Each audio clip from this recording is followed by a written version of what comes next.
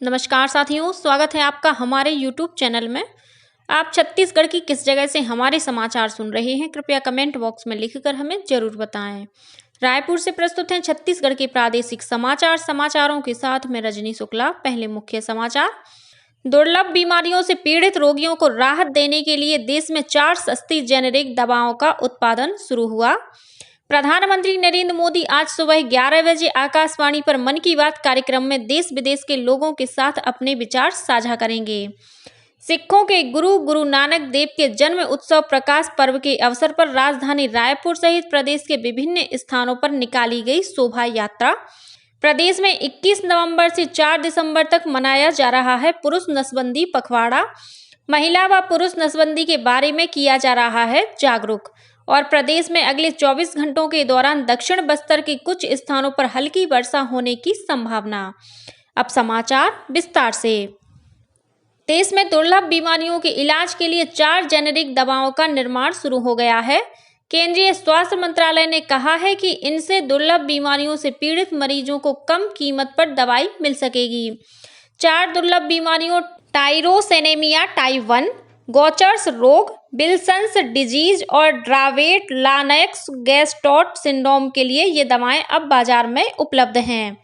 नीति आयोग के स्वास्थ्य संबंधी सदस्य डॉक्टर वी.के. पॉल ने नई दिल्ली में कहा कि इन बीमारियों के लिए फिलहाल 8 दवाएं हैं, जिनमें से 4 बाजार में उपलब्ध हैं, बाकी 4 अनुमति की प्रक्रिया में हैं।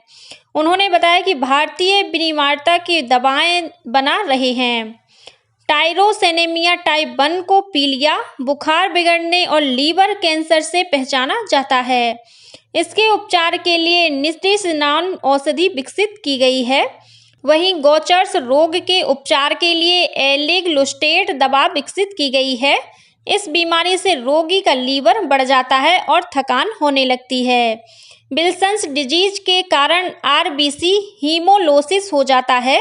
इसके उपचार के लिए स्वदेशी दवा ट्राइएंटीन विकसित की गई है। इसी तरह ड्रावेट लानेक्स गैस्ट्रोट सिंड्रोम के उपचार के लिए कैनाबिटियोल विकसित किया गया है। इसका घोल मुंह के जरिए दिया जाता है। प्रधानमंत्री नरेंद्र मोदी आज सुबह 11 बजे आकाशवाणी पर मन की बात कार्यक्रम में देश विदेश के लोगों के साथ अपने विचार साझा करेंगे। यह मासिक रेडियो कार्यक्रम की 107वीं कड़ी होगी। यह कार्यक्रम आकाशवाणी और दूरदर्शन के समूचे नेटवर्क पर प्रसारित किया जाएगा और आकाशवाणी समाचार website, news on AIR mobile app तथा नरेंद्र मोदी मोबाइल ऐप पर भी उपलब्ध होगा। मन की बात कार्यक्रम का आकाशवाणी समाचार, दूरदर्शन समाचार, प्रधानमंत्री कार्यालय और सूचना तथा संचार मंत्रालय के यूट्यूब चैनलों पर सीधा प्रसारण किया जाएगा। हिंदी प्रसारण के तुरंत बाद इस कार्यक्रम का क्षेत्रीय भाषाओं में भी प्रसारण किया जाएगा। प्रदेश में विधानसभा चुनाव के तहत मतगणना का कार्य 3 दिसंबर को किया जाएगा। इसके लिए निर्वाचन आयोग की ओर से सभी तैयारियां की जा रही हैं। सभी जिलों में स्ट्रांग रूम में ईवीएम को रखा गया है, जिसकी सुरक्षा के लिए अर्धसैनिक बल और पुलिस की तैनाती की गई है। बीजापुर जिले की स्ट्रांग रूम में केंद्रीय सुरक्षा बल के साथ ही स्थानीय पुलिस बल की ड्यूटी लगाई गई है। वहीं विभिन्न पार्टियों के कार्यकर्ता भी निगरानी कर रहे हैं। स्ट्रांग रूम में 245 ईवीएम मशीनों को रखा गया है, जहां सीसीटीवी कैमरे भी लगाए गए हैं। इस बीच बलरामपुर जिले में सहायक मुख्य निर्वाचन पदाधिकारी प्रकाश त्रिपाठी ने भेलवाडीह में बनाए गए स्ट्रांग रूम का निरीक्षण किया और अधिकारियों को मतगणना के लिए सभी तैयारियां पूरी करने के निर्देश दिए। वहीं कोंडागांव जिले के पुलिस अधीक्षक वाय अक्षय कुमार ने चिखलपुट्टी स्थित आरक्षी केंद्र में पुलिस अधिकारियों और कर्मचारियों की परेड का निरीक्षण किया। उन्होंने पुलिस अधिकारियों से कहा कि वे चुनाव के दौरान लोगों से बेहतर समन्वय बनाकर काम करें। इधर बिलासपुर जिले में मतगणना कार्य में लगे अधिकारियों और कर्मचारियों को प्रशिक्षण दिया गया। जिला निर्वाचन अधिकारी अवनीश शरण ने बताया कि मतगणना सुबह 8 बजे से शुरू होगी। यहां विधानसभा वार 14 टेबल लगाए जाएंगे, जिनमें ईवीएम की मतों की गणना की जाएगी। वहीं 17 टेबलों में डाक मतपत्रों की गणना की जाएगी। छत्तीसगढ़ की राजधानी रायपुर में महादेव सट्टेबाजी ऐप मामले में गिरफ्तार आरोपी असीम दास ने सोशल कोर्ट में कहा कि उसने कभी भी किसी नेता को धन नहीं पहुंचाया तथा उसे फंसाया जा रहा है। इससे छत्तीसगढ़ के मुख्यमंत्री भूपेश बघेल को एक बड़ी राहत मिलने की उम्मीद है। प्रवर्तन निदेशालय ने नकदी पहुंचाने के आरोप का सामना कर रहे असीम दास और पुलिस आरक्षक भीम सिंह यादव को छत्तीसगढ़ विधानसभा चुनाव के पहले चरण से 4 दिन पहले 3 नवंबर को गिरफ्तार किया था। दास के वकील शोएब अलवी ने बताया कि दास और यादव को उनकी न्यायिक हिरासत का समय खत्म होने पर धन शोधन रोकथाम कानून मामलों के विशेष न्यायाधीश अजय सिंह राजपूत की अदालत में पेश किया गया।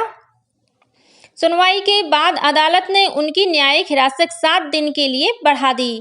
अलवी ने बताया कि दास ने जेल से ईडी के निदेशक को एक पत्र लिखा था और इसकी कॉपियां 17 नवंबर को प्रधानमंत्री कार्यालय और अन्य उच्च अधिकारियों को भी भेजी गई। पत्र में कहा गया है कि उसे महादेव सट्टेबाजी ऐप मामले में फंसाया जा रहा है और केंद्रीय जांच एजेंसी ने उसे अंग्रेजी में लिखे बयान पर हस्ताक्षर करने के लिए मजबूर किया, जिस भाषा को वह नहीं समझता है। परिवार नियोजन के प्रति लोगों को जागरूक करने के उद्देश्य से राज्य शासन ने स्वास्थ्य एवं परिवार कल्याण विभाग द्वारा 21 नवंबर से 4 दिसंबर तक पुरुष नसबंदी पखवाड़ा चलाया जा रहा है। इस दौरान ग्राम स्तर से लेकर जिला स्तर तक विशेष अभियान चलाकर पुरुष नसबंदी के प्रति फैली अज्ञानता व भ्रांतियों को दूर करने का प्रयास किया जा रहा है।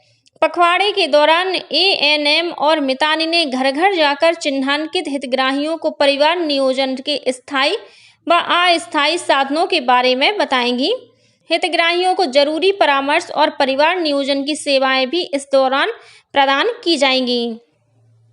राज्यपाल विश्वभूषण हरिचंदन को भुवनेश्वर के Kalinga institute of social science ने डी.लिट की मानद उपाधि प्रदान की है। यह उपाधि उन्हें ओडिशा के राज्यपाल रघुवर दास के हाथों से प्रदान की गई।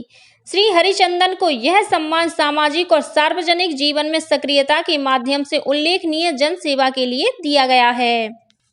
दुर्ग के अंजोरा में एनसीसी के घुड़सवार रेजिमेंट का 10 दिवसीय संयुक्त वार्षिक प्रशिक्षण शिविर का आयोजन 24 नवंबर से किया जा रहा है। शिविर का शुभारंभ camp commandant colonel Tushar Upasani ने किया। 3 दिसंबर तक चलने वाले इस शिविर में प्रदेश के विभिन्न जिलों के साथ ही मध्य प्रदेश के घुड़सवार रेजिमेंट के 400 से अधिक कैडेट शामिल हो रहे हैं। शिविर में कैडेटों को सैन्य गतिविधियों के प्रशिक्षण के साथ ही घुड़सवारी के बारे में विस्तार से जानकारी दी जा रही है। यात्रियों की सुविधा के लिए रेलवे प्रशासन ने गोंदिया बरौनी गोंदिया एक्सप्रेस को कटनी जबलपुर नैनपुर बालाघाट होकर चलाने का निर्णय लिया है।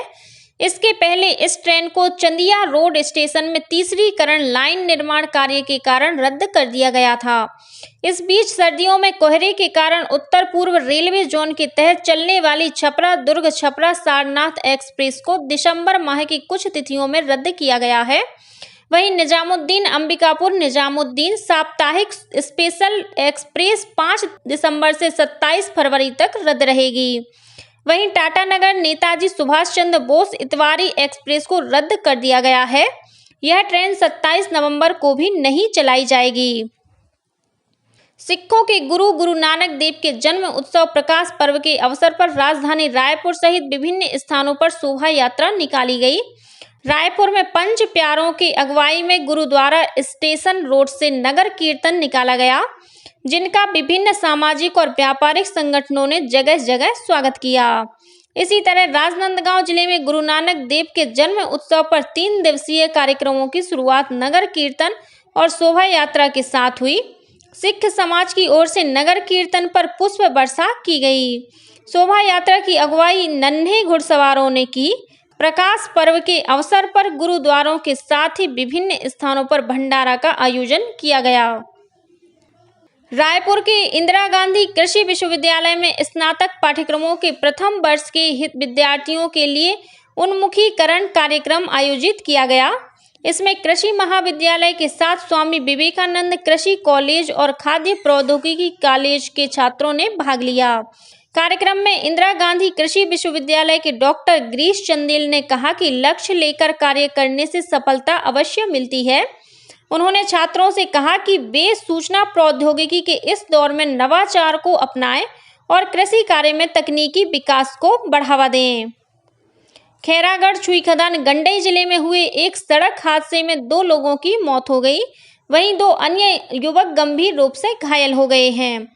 यह हादसा ठेलकाडीह के ग्राम सिरसाही में उस वक्त हुआ जब 2 मोटरसाइकिलें आपस में टकरा गईं।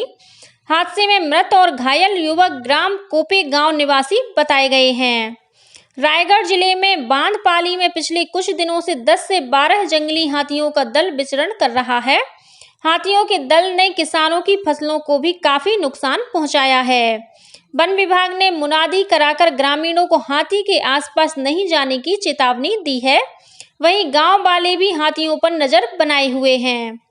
केंद्रीय विद्युत मंत्रालय की ओर से दुर्ग के कुम्हारी राज्य स्तरीय चित्रकला प्रतियोगिता का आयोजन किया गया। ऊर्जा संरक्षण पर आधारित इस चित्रकला प्रतियोगिता के तहत विभिन्न स्कूलों के बच्चों ने ऊर्जा संरक्षण पर आधारित चित्रों को प्रदर्शित किया। पुरस्कार वितरण और समापन समारोह के मुख्य अतिथि लोक शिक्षण विभाग के निदेशक सुनील कुमार जैन थे। उन्होंने कहा कि जलवायु परिवर्तन का प्रभाव पर्यावरण पर हो रहा है। उन्होंने ऊर्जा के वैकल्पिक स्रोतों के इस्तेमाल करने की बात कही। इस अवसर पर प्रतियोगिता के विजेताओं को सम्मानित भी किया गया।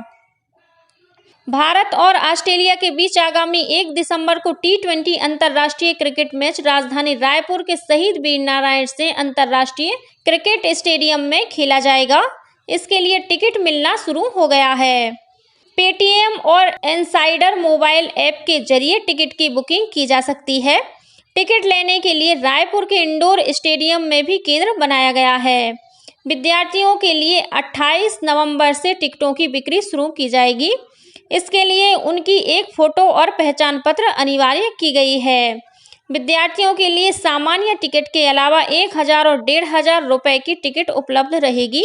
मैच को लेकर छत्तीसगढ़ के क्रिकेट प्रेमियों में काफी उत्साह का माहौल है। वहीं बीसीसीआई ने स्टेडियम में विभिन्न खाद्य पदार्थों की कीमतें भी निर्धारित कर दी हैं। और अब पेश है मौसम का हाल। प्रदेश में अगले 24 घंटों के दौरान दक्षिण बस्तर के कुछ स्थानों पर हल्की वर्षा होने की संभावना है।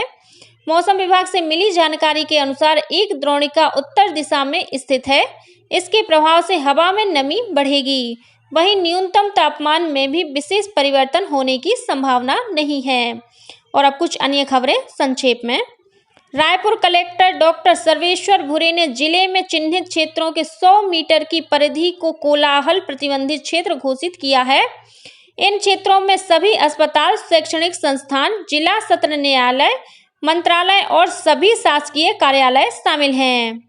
जांजगीर चांपा जिले के पुलिस अधीक्षक ने जुआ के मामले में लापरवाही बरतने पर सारा गांव के थाना प्रभारी को निलंबित कर दिया है।